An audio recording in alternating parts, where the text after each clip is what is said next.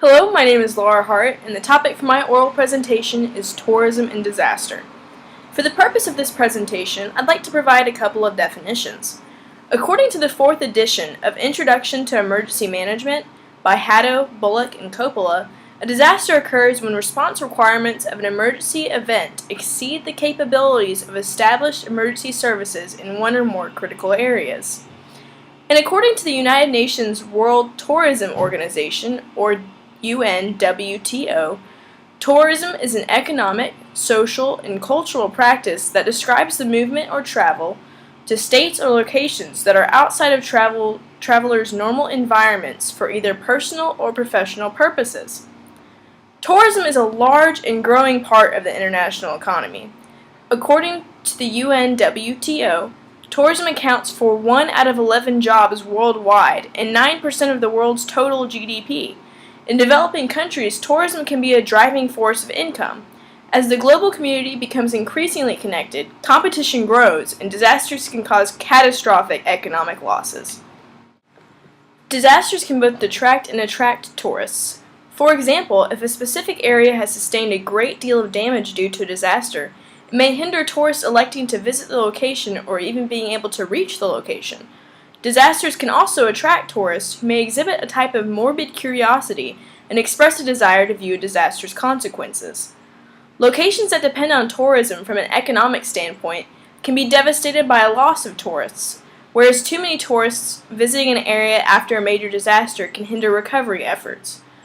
Tourism, an industry that is especially beneficial to developing countries, can financially deplete governments after disaster funds are allocated to recovery efforts.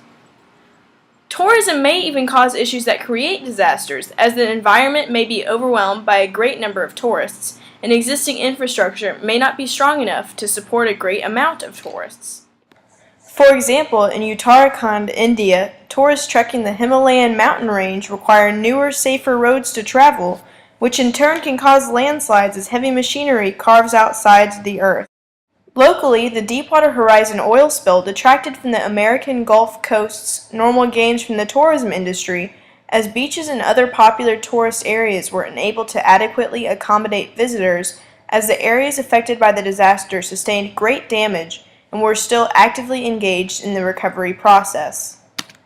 Another example of a disaster impacting tourism would be Hurricane Sandy, which affected states throughout the eastern seaboard, areas that do not usually experience hurricanes and were therefore not as prepared for this type of natural disaster.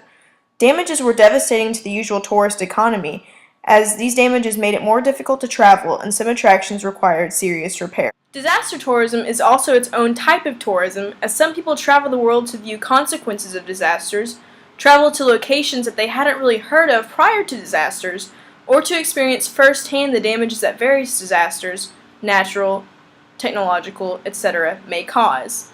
There are even travel agencies dedicated to disaster tourism. Dark tourism, also known as thanatotourism, can be considered a smaller subset of disaster tourism. Dark tourism is usually associated with the desire to travel to sites associated with death or suffering. Examples of dark tourism sites would be concentration camps or Ground Zero in New York City.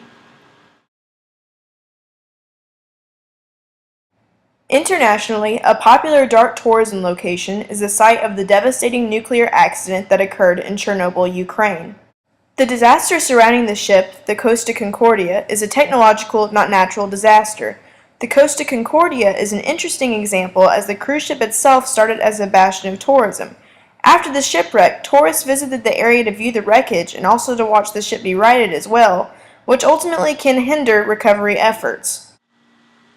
In the future, tourism industries worldwide could benefit from strengthened disaster mitigation plans and better communication with tourists on existing emergency operations plans upon visitors' arrival at a new location.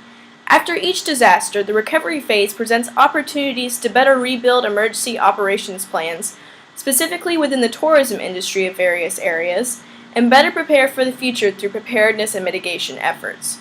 Thank you for watching my presentation.